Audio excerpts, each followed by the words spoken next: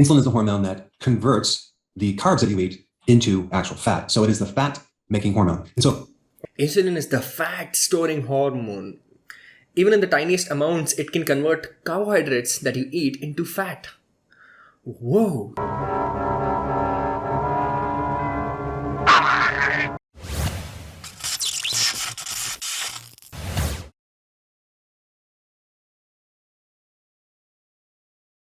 Alright, what's up you guys? You are watching Zealocity, and in today's video, we're going to be going through Dr. Eric Berg's video. This video is titled The Best Foods That Make You Lose the Most Weight by Dr. Eric Berg. For all those who do not know, I have been a part of the keto community for a long time.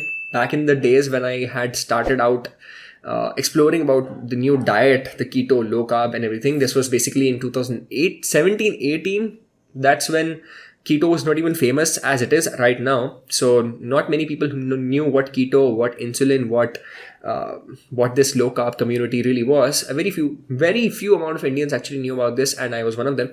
So for all those who think, hey, your knowledge is outdated, you don't know about insulin, you don't know about glycemic load, etc., you don't know about the carbohydrate insulin model, and you only believe in calories in, calories out, you'd have outdated knowledge. Please save yourself the time. I have done my fair bit of the keto community back when you didn't even know what insulin was. So stop making it a big deal, okay? But anyway, this is basically my review on what I truly feel about the keto community and specifically Dr. Eric Berg, as we're going to go through the video. All right, so let's not waste any more time and get into the video for today. You know, a lot of people want to know what foods should you be focused on to burn the most fat or to lose the most weight. So instead of getting into the details of a diet, I wanted to just focus in on the foods and the key foods that have the least effect on insulin, okay? Because insulin is a hormone that, even in tiny amounts, will block your ability to lose weight. Insulin is a hormone that converts the carbs that you eat into actual fat. So it is the fat-making hormone. And so, okay, so insulin is the fat storing hormone. Even in the tiniest amounts, it can convert carbohydrates that you eat into fat. Whoa! That's so freaking scary, right? So every person eating carbohydrates has to be fat. Has to be fat. There is no way that a person eating carbohydrates can be lean, right? How do you explain a person having less than 15% body fat, looking shredded, eating 300 grams of carbohydrates? Mind blown, right? Insulin is the fat storing hormone. If you eat carbohydrates, you're going to spike insulin, which will make you fat. So why is it that so many people, if you see athletes, cyclists, marathon runners, footballers, all of them have a carbohydrate rich diet, and they all have a fairly lean physique and a fairly lean stature, fairly low amount of body fat. And you see me, at this time I was eating 250, 300 grams of carbohydrates, and I was like, what? You can see I had a shredded midsection, and I know that I don't currently have a very shredded midsection, but hey, I'm still eating 220 grams of carbohydrates on my cut. I'm cutting my fat and I'm eating 220 grams of carbs. So this whole logic of carbohydrates and insulin being the main driver of obesity and lipogenesis, which is basically fat storing, is not true. It's not true. Okay? Yes, protein is going to spike insulin. Yes, carbohydrates is going to spike insulin. And yes, fats are also going to spike insulin. But the degree to which the insulin is spiked is going to be lesser in terms of fat, a little bit lesser in terms of protein than carbohydrates. Carbohydrates have the highest effect on insulin. Why? Is it because everyone needs to become obese? Is it because it is the fat storing hormone? No. It is because carbohydrates turn into glucose in your bloodstream, right? So when you have a higher amount of blood glucose, that glucose needs to be transported somewhere, not fat, but the primary storage tank, which is glycogen, present in your liver and in your muscle cells. So muscle glycogen and liver glycogen is the main storage tank of carbohydrates, of glucose, okay? So the carbohydrates that you eat gets converted into glucose. This is basic physiology, basic food physiology, okay? I don't think I should be explaining this to a doctor, but hey, let's just refresh some simple logic. So when you eat carbohydrates, it's going to be turned into glucose, and that glucose has to be transported to glycogen via the help of insulin so that it can be stored and be later used for energy. What form of energy? When you work out, when you walk, all of these activities use your glycogen, okay?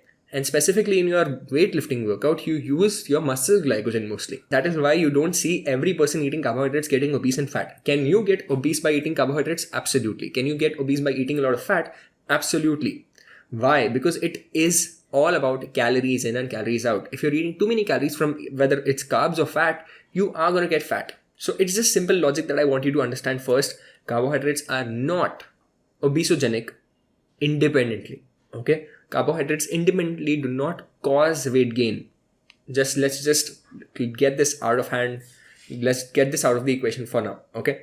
So if we compile the list of all the foods that have the least effect on insulin, you're going to have the best list to help you lose the most weight. Now, the only thing I want to bring up with this list is quantity of protein. If you're doing high levels of protein, that can potentially slow you down because that can then stimulate insulin. But if you're having a moderate amount of protein on this plan, you're going to do quite well. In fact, if you keep your protein around 7 grams, maybe 8 grams per meal, you're going to be doing very, very well. And of course, oh my God. Okay.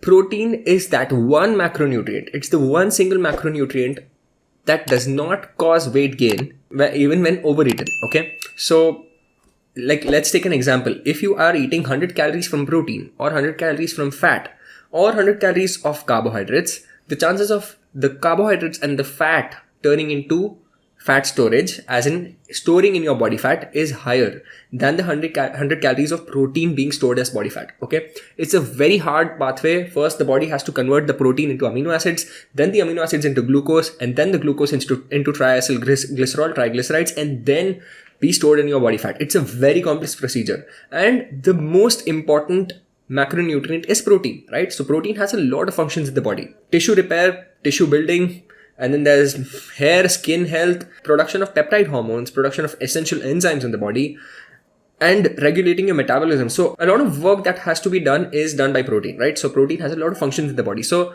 protein being converted into body fat is a very hard and a very rare situation. But carbohydrates and fat, they're mostly used only for energy. Fats do have their fair bit of function. Yeah, they are used in the synthesis of sex hormones, for the cell membrane, for the myelin sheath, blah, blah, blah. Okay, it's all there, okay? But still, the primary function of both carbohydrates and fat in surplus is to be used for energy. So it's easier to store fat into fat, and it's easier to store carbohydrates into fat than store protein into fat. Okay. So the whole logic of overeating protein can cause more insulin spike and then cause a problem for fat loss. It's just bullshit. It's just freaking bullshit. All right. So let's go to the video now. If you really want to be successful, you really only want to do 2 meals per day or even 1 meal a day. All right. Let's start with the proteins. Okay. So we have all these proteins have less than 1 gram or 0 grams of carbohydrates. Okay. So eggs, beef, lamb, chicken, pork, veal, duck, hot dog, sausage, deli meat, organ meats, dried meats, and pork rinds, which is a collagen.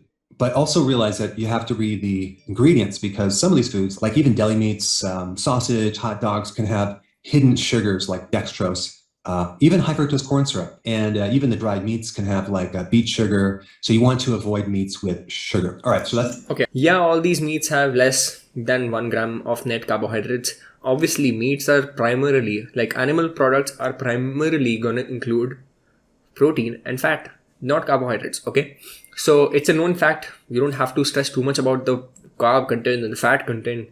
Get the lean meat. If you're having a fatty meat, then just make sure that you're accounting your overall calories for it, and you're pretty good to go. Okay. Now, the one good point that he highlighted was check for deli meats. You have to check the ingredients if they're using any flour or any dextrose to bulk it up, because that's what happens. Like if you see sausages, they use a lot of dextrose and they use a lot of flour, cornstarch to make the sausage along with the meat itself, right? So if you see sausages, hams, and salami, all these stuff, it's not all chicken, it's not all meat, right? It's combined with soya flour or some wheat flour or some cornstarch, breadcrumbs, whatever they add. It's basically a bulking agent that they use, and that's how they make the shape of the salami or the sausage. Okay, so it's not all meat, so you have to be careful with that. But hey, yeah, apart from that, the eggs, chicken, meat, fish, all of it makes sense, all good.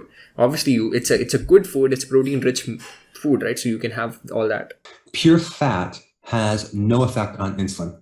Now, if something is combined with a carb, it's going to have more of an effect on insulin. But if you have a pure fat, it's going to have no effect on insulin. So butter, ghee, tallow, whole cream, all are pretty much pure fats. So those are not going to have an effect on your insulin despite having a lot of calories. And so Okay, pure fat does not have an effect on insulin. That is the stupidest thing that a person can say. I really do not mean any disrespect to Dr. Eric Berg. I am sure he's basically trying to motivate the keto community to not be afraid of the fat and don't count your fat too much. As long as you're not eating carbs, you're not going to gain fat from the fat. Yes, it all makes true, because if you're excluding a full macronutrient, if you're not consuming any carbohydrates, or if you're consuming very less amount of carbohydrates, then the chances of the fat making you fat is going to be very less, right? So you're obviously going to be in a calorie deficit. So let's take an example. Okay, suppose if you're consuming 100 grams of protein, that's going to be 400 calories, all right? And then you're consuming 100 grams of fat, that's going to be 900 calories, right? So if you know 1 gram of protein is 4 kilocalories, if you know 1 gram of carbohydrate is 4 kilocalories, 1 gram of fat is going to be 9 kilocalories, okay? So 100 grams of protein, 100 gram of fat is going to be 400 plus 900 is going to be 1300 calories that you're consuming in a day, right? So obviously you're not going to gain fat on a 1300 calorie diet. Now, if in the same situation, if you reduce fat by, let's say, 400 calories, and if you include 100 grams of carbohydrates, which is again 400 calories, so that's still going to be 1300 calories, and you're still not going to gain fat, okay? So the whole point is, it's all about a calorie deficit.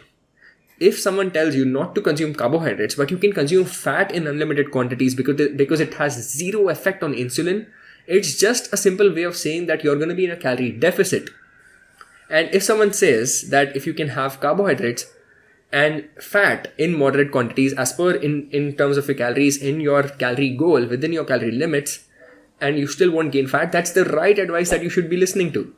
Okay? It's just simple logic. I don't understand how people miss out the whole thermodynamics aspect of nutrition. Calories in, calories out matters 100% of the time. Data is more important than feelings, okay?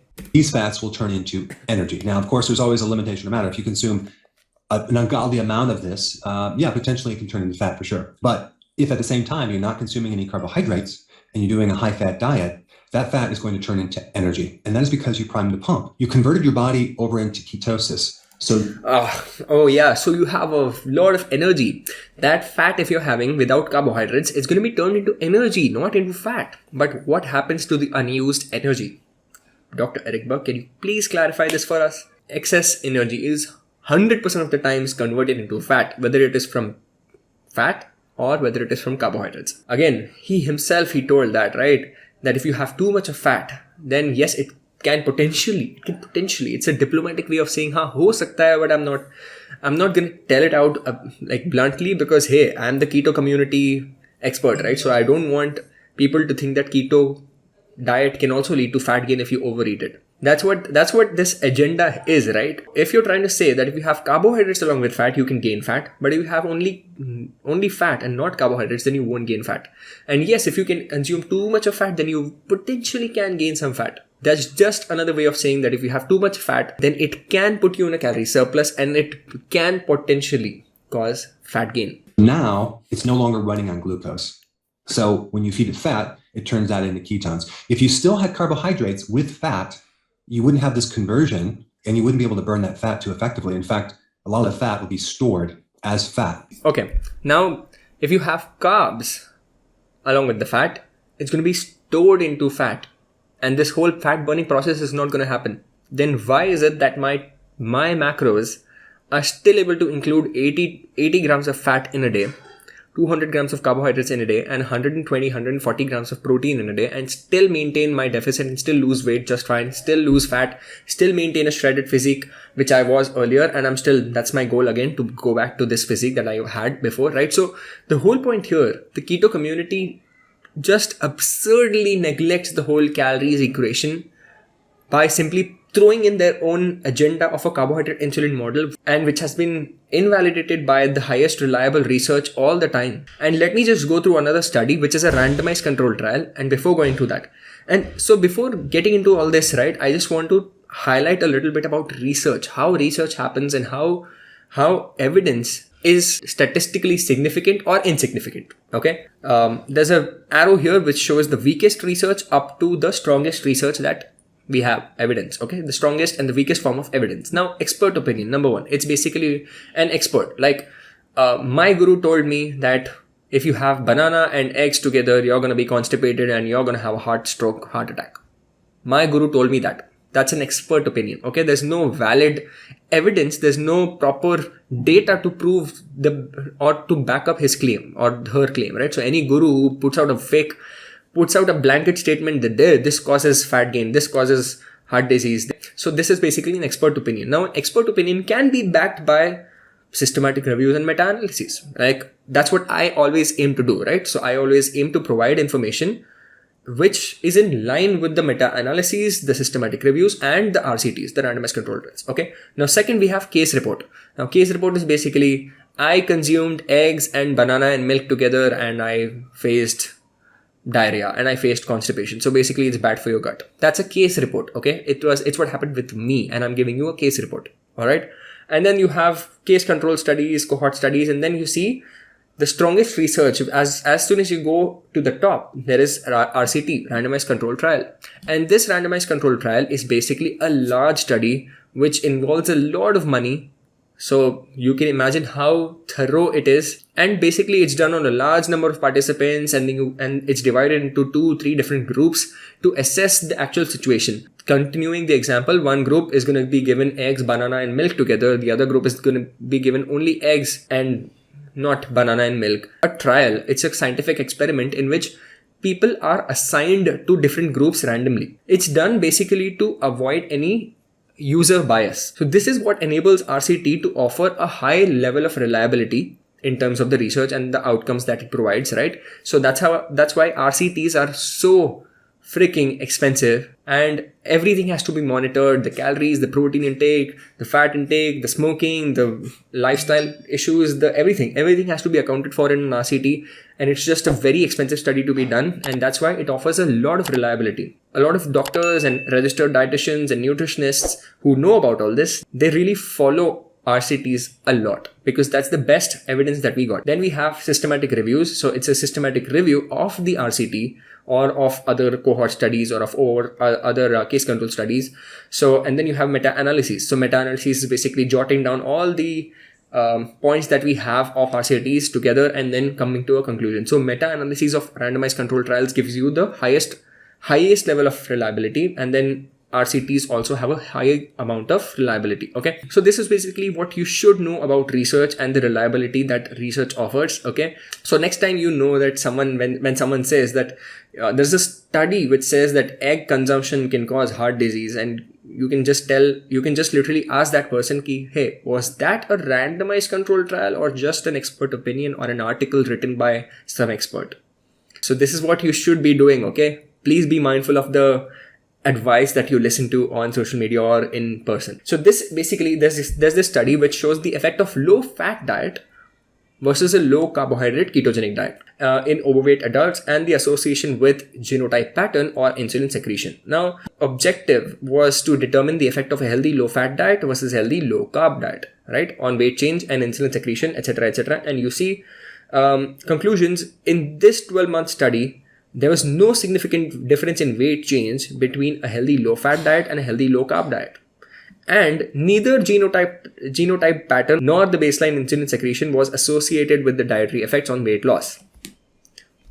So even the people who were having a low-fat and high-carbohydrate diet and the people who were having a low-carbohydrate and high-fat diet, both of these groups showed equal amount of weight loss. So this just shows that it's about overall calories and not about carbohydrates or fat, which matters for your weight loss. Okay. So you could do a low carb diet or a low fat diet, but you'll still lose the same amount of fat on both these diets. So the whole point here, coming to the same conclusion, is that calories matter 100% of the times, and the calorie composition also matters. Obviously, you need to eat healthy foods, not like you can have 2000 calories from Coca-Cola and still be fit, right? Obviously, you can't. It's not healthy. But it's all about the calories that really matter for weight loss. There is one carbohydrate that has zero effect on insulin, okay? That is fiber. So when we take the total carb and we minus the fiber, we get our net carbs. And that's what we're looking at when we're calculating this plan. We want something to be very, very low net carb. So this next list are all carbohydrates that have very low amounts of carbs and a good amount of fiber. So when we deduct that, we come out with a very, very small amount of carbohydrates. So olives, less than 1 gram of carbohydrate, insignificant. Spinach, 1 gram.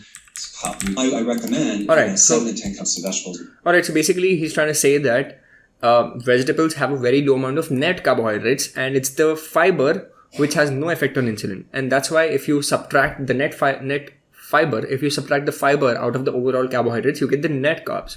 And the net carbs are what really matters. Yes, it's true, but fiber does have an insulin effect. Obviously, whatever food you have is still going to have an insulin effect, okay?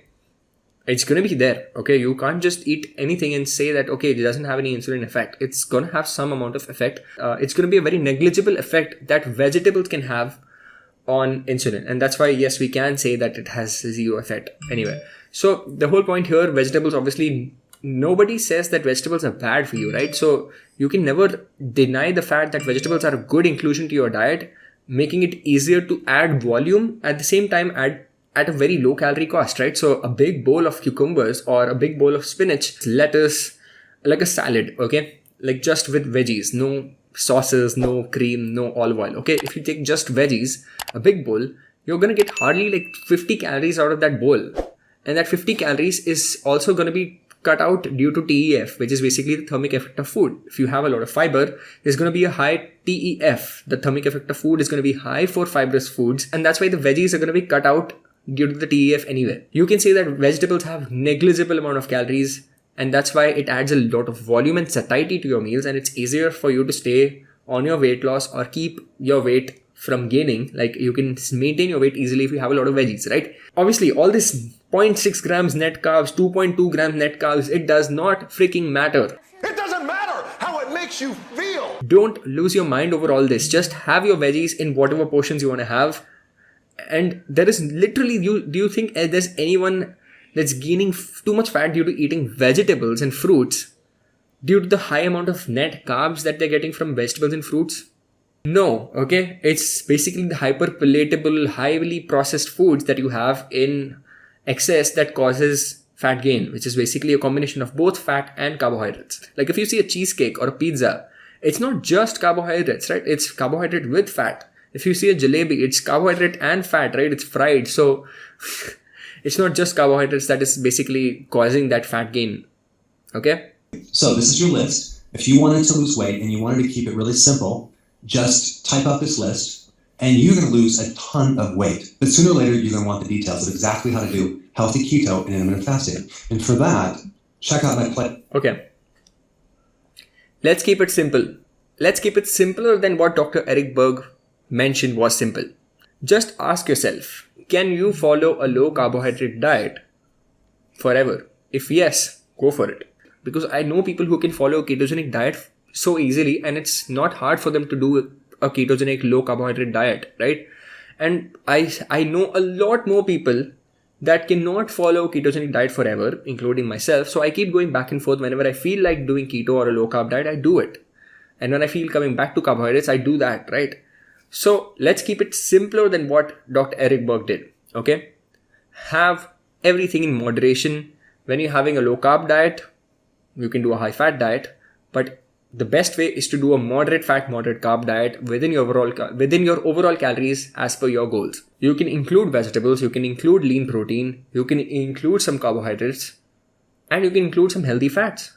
Isn't that hard to follow? Absolutely not. This is the ideal plate, how my meals look like. A lot of variety is there, a lot of food volume is there. Like this was my breakfast today and I had like 500 calories, 40 grams of protein, and it was so freaking filling. My tummy was just exploding due to the high food volume that I had. Gave me everything that my body needs for my breakfast, right?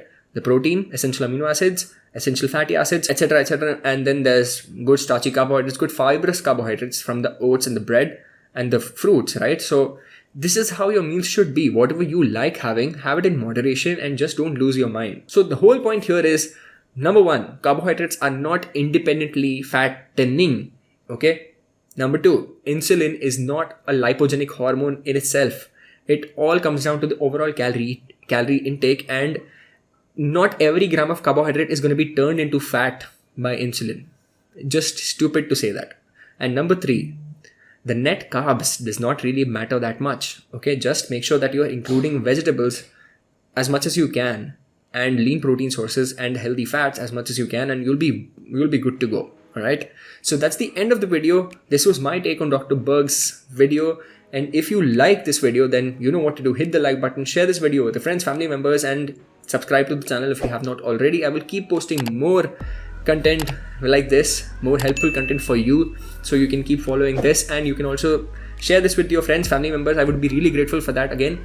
And this is my Instagram. If you want to hit me up for my personal coachings, video consultations, then you can head over to my Instagram. I would love to help you. And thanks again for watching. Let me know what you want me to cover in the future videos. You can drop down in the comment, and I will definitely see that, just like I did for this. And thanks again for watching. I'll see you soon.